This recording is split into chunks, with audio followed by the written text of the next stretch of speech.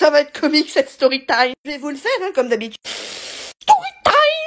Beaucoup trop d'entrain dans ce story time. Mon date Tinder avec un brachma que je peux qualifier d'acrobatique. Vous me connaissez, quand je me faisais chier dans le passé, je faisais quoi?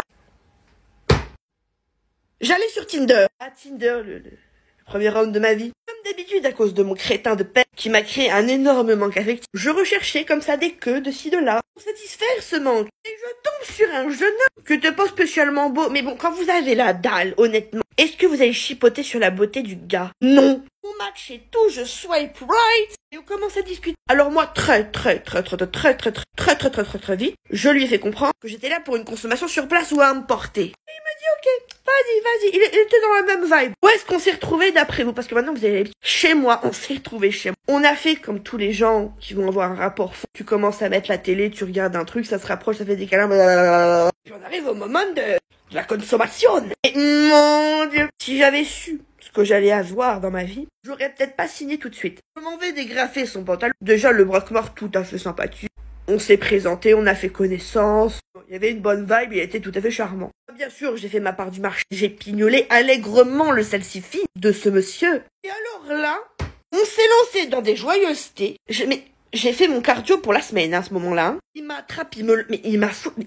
Comment je vais vous dire ça? J'étais sur le dos. Il m'a mis les jambes en l'air comme ça en angle droit jusqu'à replier vers ma tête. Je ne savais pas que j'étais aussi souple. Mais il m'a pris pour beaucoup plus sportif que je ne suis. Mais il me prend, il m'attrape, il me retient. C'est limite qu'il me demande pas de faire le grand écart. Ça a tellement été intense que déjà j'ai pas marché droit pendant 2 jours. Et surtout, mon lit Ikea, s'est pété misérablement à cause de nos ébats. J'ai toujours ce même lit. Tous les matins quand je me lève, il se pète. Moi j'étais comme ça, j'étais complètement ébahi devant tant d'action, tant de fitness. J'ai voulu revoir cet engin et j'ai revu le brachmar. Eh bien, mon Dieu, c'était pareil.